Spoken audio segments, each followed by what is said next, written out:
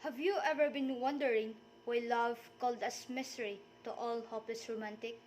They say that Chaucer's The Parliament of Birds pertains to the poet's feeling about life and love. What is really the poem all about?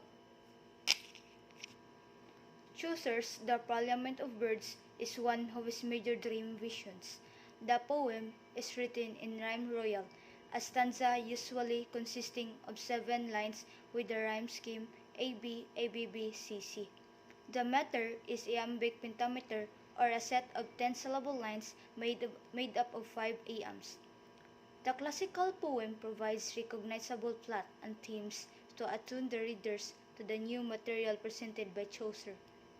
The Parliament of Birds centers on a conference of birds to choose their mates on St. Valentine's Day. Traditionally, there has been an assumption that the poem was written to commemorate the marriage of Richard II and Anne of Bohemian, but no consensus has been achieved regarding which betrothal, if any, the poem seeks to comment on. The action of the Parliament takes place on St. Valentine's Day. The poem may, in fact, have inaugurated the tradition of Valentine's Day love poems. The poem has rightly been called one of the finest occasional poems in the language. The idea that Valentine's Day is for lovers is thought to originate with Geoffrey Chaucer's The Parliament of Birds, a poem written in the late 14th century.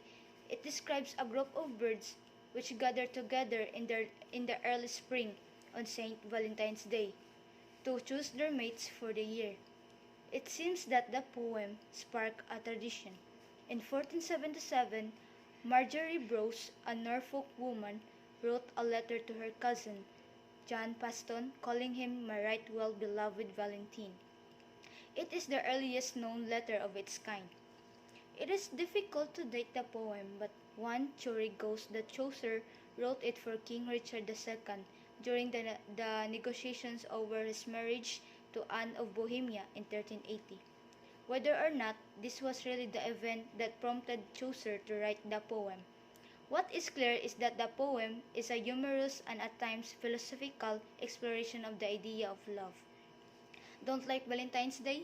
There's consolation in Chaucer's poem too.